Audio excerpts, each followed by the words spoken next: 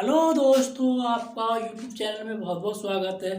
आज बात करते हैं चक्रवात के टॉपिक पे। इसमें समझते हैं चक्रवात क्या है और चक्रवात की उत्पत्ति कैसे होती है और ये चक्रवात की दिशा क्या होती है, इसके बारे में कुछ चर्चा करते हैं।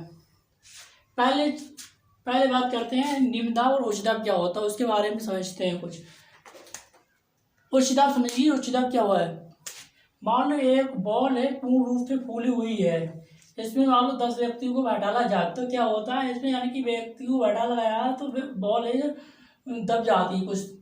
इसमें 2-4 व्यक्ति को और बैठाला गया तो यह थोड़ी और दब गई। इसी तरह से व्यक्ति को बैठाते गए, बॉल थोड़ी उसी तरह से दबती गई। इस दबती गई यानी कि जैसे जैसे बॉल पे व्यक्ति को बैठाला जाता है वैसे वैसे बॉल दबती जाती है, वहाँ पर उच्च दाब पाया जाता है। और निम्न दाब कहाँ पे होता है। निम्न दाब यानी कि जैसे जैसे व्यक्तियों को बॉल से हटा दिया जाता है, यानी कि हटते चले जाते हैं, वैसे वैसे व्यक्ति बॉल होती है वो फूलती चली जाती है। इस स्थिति में क्या होता है, वो निम्न दाब पाया जाता है। मान लो 2 बॉल है, एक बॉल पे पुरुष बैठे हुए हैं, एक बॉल पे स्त्री बैठी हुई है। इसमें बैठी हुई है, इस पुरुषों के सापेक्ष स्त्रियों में क्या होता है, वजन कम होता है। तो ऐसे मान के चलो, यानी कि जब स्त्रियों में वजन कम होगा तो ये बॉल कम दबेगी और पुरुषों में वजन अधिक होगा तो ये बॉल अधिक दबेगी। तो यहाँ से यानी कि यहाँ पे दाब होगा वो उच्च होगा, यहाँ पे दाब होगा वो निम्न होगा।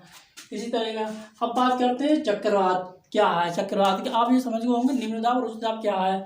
इसी तरह चक्रवात समझते हैं। चक्रवात क्या होता है। चक्रवात निम्न वायु दाब के केंद्र होते हैं। यहाँ पर बात हो रही है वायु की। ये वायु मतलब वायु जहाँ पे हल्की होती है, कम होती है, वहाँ पे यानी कि निम्न वायु दाब होता है। निम्न वायु दाब कहाँ पे होता है, जहाँ पे अधिक तापमान होता है वहाँ पे वायु होती है वो गर्म होकर ऊपर उड़ जाती है, वहाँ पे वायु कम पाई जाती है, होने लगती है, जिससे वहाँ पे निम्न वायु दाब पाया जाता है। इसी तरीके से मानो यहाँ पे निम्न वायु दाब उसके चारों ओर जो होती है उच्च वायु दाब होता है, हाई प्रेशर होता है, उसकी रेखा होती है वो विस्तृत होती है। यानी कि जब निम्न वायु दाब के चारों ओर जो उच्च वायु दाब की रेखा विस्तृत यानी फैली हुई होती है, उस स्थिति में यानी कि वो चक्रवात होता है। यानी इस चक्रवात यहाँ था। अब बात करते हैं चक्रवात की उत्पत्ति कैसे होती है। चक्रवात की उत्पत्ति कैसे होती है ये समझे। चक्रवात यानी कि जब निम्न दाब है, इसकी चारों ओर जो उच्च दाब की वायु दाब की ये रेखा फैली हुई है, जब ये गति करने लगती है निम्न वायु दाब की ओर, तब चक्रवात की उत्पत्ति होती है। यानी कि मान के चलो समझ, यानी कि 2 भिन्न तापमान वाली यानी कि एक ठंडी एक गर्म वायु जो आपस में मिल जाती है तो चक्रवात की उत्पत्ति होती है। यानी कि जब भिन्न तापमान वाली वायु राशियों के मिलने से चक्रवात की उत्पत्ति होती है, तो यह चक्रवात की उत्पत्ति हो जाती है। मान के चलो एक स्त्री है, एक पुरुष है। स्त्री मान लो निम्न दाब और पुरुष है क्या उच्च दाब है। स्त्री जब निम्न दाब है कमजोर है, यानी कि मान लो कमजोर लोगों में गुस्सा जल्दी आ जाती है। गुस्सा मान लो स्त्री निम्न दाब की, इसमें गुस्सा ज़्यादा है और इसमें कुछ थोड़ी कम है। इनमें आपस में लड़ाई हो गई। लड़ाई होते होते होते होते मामले पहुंच गया स्त्री के मैके तक। अब मैके तक जाएगा तो मामला बहुत ही खराब हो जाएगा। तो इस स्थिति में पुरुष समझता है कि जब मामला मैके तक पहुंचेगा तो हो सकता है कि ये मैके चली जाए। इससे क्या होगा, इससे होगा यानी कि इसका मान हम लोगों का भविष्य खराब है तो है, तो इसके हमारे बच्चों का भी भविष्य खराब होगा।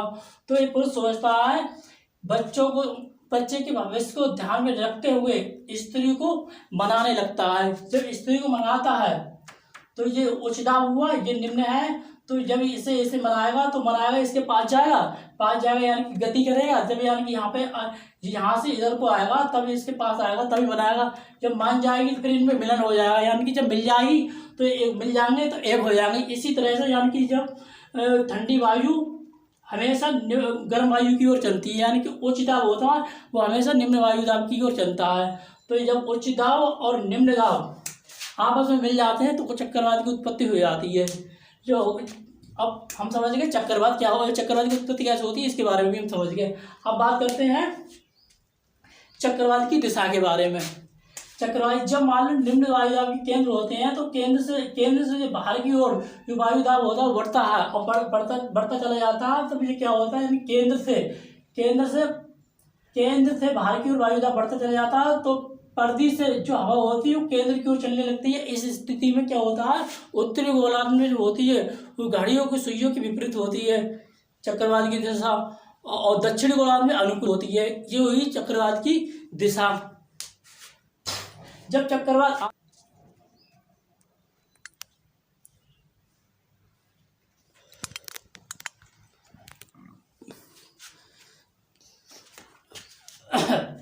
जब चक्रवात आता ना तो इसकी चक्रवात का आकार कैसे होता है, चक्रवात आकार कैसे, मार्कर किधर गया मार्कर।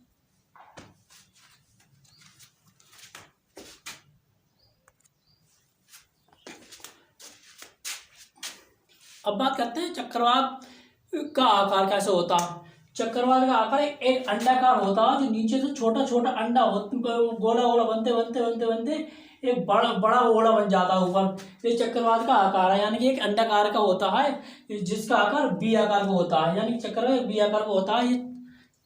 चक्रवात जब आता है तो इसमें आने आते आते जब चक्रवात आता है तो लोग भी उड़ते चले जाते हैं, और बहुत भयानक तरीके से आता है। पेड़ भी बहुत तेज से हवा करने लगते हैं, और पेड़ टूट भी जाते हैं, बसें उड़ भी जाती हैं, जिससे यानी कि जिससे टूट फूट हो जाती है, घर भी टूट जाते हैं। काफ़ी हानि लोगों को होती है चक्रवात आने से। वर्षा भी होती है, बहुत सी प्राकृतिक चीज़ों पे नुकसान भी होता है चक्रवात आने से।